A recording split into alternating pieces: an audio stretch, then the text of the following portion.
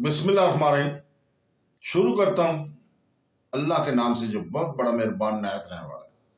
دوستوں، بہنوں، بھائیوں، بزرگوں، السلام علیکم ورحمۃ اللہ وبرکاتہ۔ تاریخ اسلام میں ہم سلطان رکن الدین ببرس کی قسط نمبر 27 میں ہم آپ کو خوش آمدید کہتے ہیں۔ دوستوں، بہنوں، بھائیوں، بزرگوں، سلطان صلاح الدین ایوبی کے بھائی ملک العادل جو کہ والی کرک تھا نے 596 ہجری میں نابالغ سلطان مصر المسور کو علماء کے فتویٰ کے مطابق تخت سے اتار کر عنان حکومت اپنے ہاتھ میں لے لیا تھا۔ ملک العادل نے ایوبی سلطنت کو جو کئی بجروں میں مقصد تھی منقسم تھی از سر نو متحد کیا اور 598 ہجری تک سارے مصر اور عرب میں ایک بار پھر طاقتور حکومت کے داغ میں ڈال لی تھی۔ اس کے دار حکومت میں سلطان صلاح الدین ایوبی کی یادیں تازہ ہو گئیں۔ سن 615 ہجری میں ملک العادل صلیبی لشکر سے مقابلے کے لیے مصر روانہ ہوا تھا، تو راستے میں بخار کے باعث وفات پا گیا۔ اس کے بعد اس کا جوان بیٹا ابو العادل ناصر الدین محمد الملک کے لقب سے تخت نشین ہوا تھا۔ اس نے چھٹی صلیبی جنگ میں اپنی مہارت جوان بردی کے لیے ایسے جوہر دکھایا کہ نصرانیوں کی اپنی جانیں بچانا دشوار دکھائی دینے لگا تھا۔ بالآخر انہوں نے مجبور ہو کر صلح کی درخواست کی۔ یوں چھٹی صلیبی جنگ ختم ہوگی۔ ملک القہر نے ناقابل اندیشی سے کام لیا اور اپنے اقتدار کی بقا کے لیے یروشلم نصرانیوں کی تحویل میں دے دیا۔ سن 635 ہجری میں ملک القہر والی مصر وفات پا گیا، تو اس کی جگہ عمرہ نے بامی مشورہ سے اس کی نوعمر بیٹے سیف الدین ابو بکر کو الملک العادل تائی کا لقب دے کر مصر کے تخت پر بٹھا دیا تھا۔ اس کے چچا نجم الدین ایوب کو اس کا اتالیق مقرر کیا گیا۔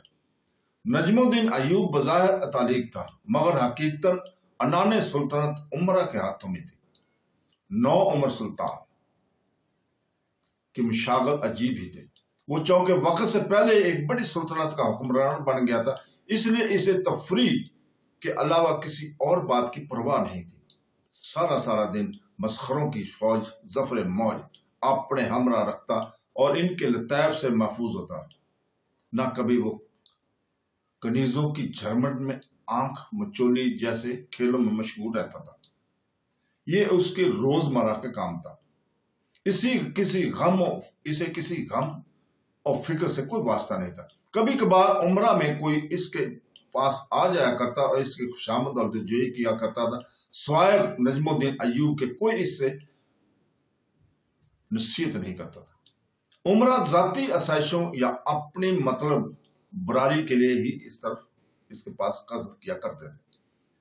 ذی الحج 636 ہجری کے ایسی ہی ایک شام میں سلطان سیف الدین ابو بکر کو کنیز نے کسی امیر کی آمد کی اطلاع دی، تو اس کے منہ کا ذائقہ کڑوا سا ہو گیا۔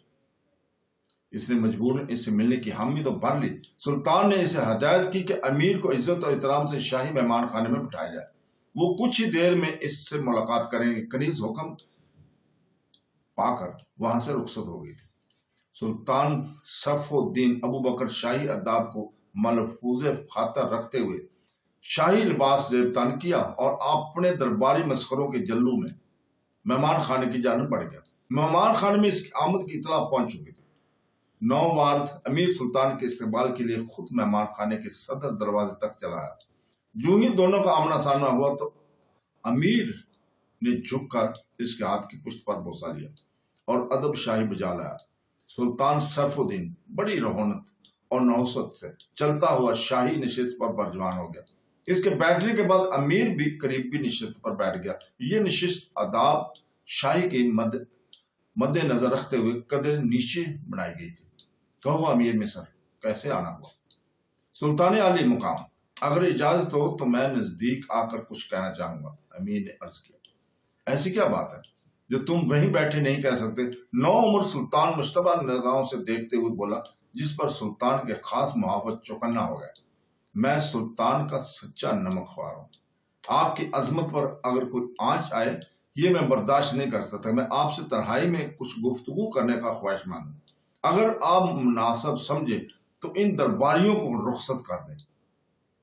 امیر سلطان سیف الدین برہم سا ہو گیا، یہ سب ہمارے خاص احباب ہیں، ہم ان سے کسی قسم کا پردہ نہیں لے رکھتے۔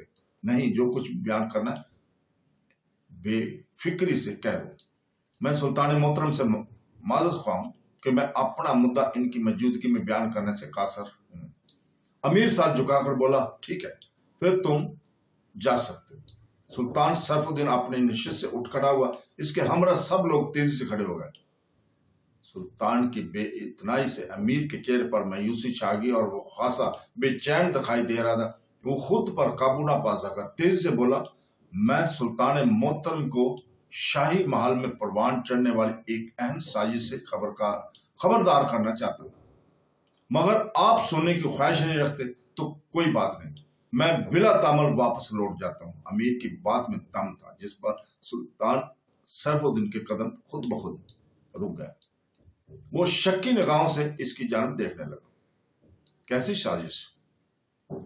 اگر آپ مجھے خلوت میں موقع دیں تو میں کچھ عرض کروں۔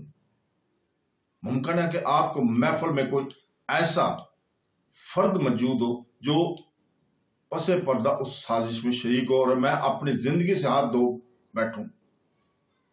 امیر سرگوشی نما لہجے میں بولا، مجھے تمہارا تیور ٹھیک دکھائی نہیں دے رہا۔ سلطان محترم کو میری طرف سے کسی قسم کا کوئی شبہ ہو تو میری جامعہ تلاشی لی جا سکتی ہے۔ امیر کی اچھی طرح جامعہ تلاشی لی جائے۔ سلطان سیف الدین ابو بکر نے اپنے محافظوں کو حکم دیا۔ دو محافظ تیزی سے آگے بڑھے اور امیر کے بدن کو اچھی طرح ٹٹولنے لگے۔ کوئی مشتبہ چیز نہ ملنے پر انہوں نے سلطان کو اشارہ کیا، ٹھیک ہے، تمام درباری ان دونوں محافظوں کے علاوہ مہمان خانے سے باہر چلے جائیں۔ سلطان نے دوسرا حکم سنایا۔ درباری آہستہ آہستہ وہاں سے ایک ایک کر کے نکلتے چلے گئے، مگر کچھ ہی لمحوں میں سلطان، امیر اور دو محافظوں کے علاوہ کوئی اور فرد وہاں موجود نہیں تھا۔ ہاں، اب بولو کیا کہتے ہو؟ اب بولو کیا کہتے ہو؟ اگر سلطان بہتر سمجھیں تو ایک محافظ کو ہدایت فرمائے کہ وہ صدر دروازے کے پاس جا کر خاموشی جائزہ لے کہ وہ وہاں کوئی درباری چھپا ہوا ہماری باتیں سننے کی کوشش تو نہیں کر رہا۔ امیر، تم حد سے زیادہ ذہنی معلوم ہوتے ہیں، وہمی معلوم ہوتے ہیں۔ جاؤ تم صدر دروازے کے پاس جا کر اچھی طرح ٹٹولو کہ وہاں کوئی موجود تو نہیں ہے۔ سلطان نے ناگواری کے عالم میں ایک محافظ کو حکم دیا۔ محافظ نے بھی برا سا منہ بڑھایا اور صدر دروازے کی جانب بڑھ گیا۔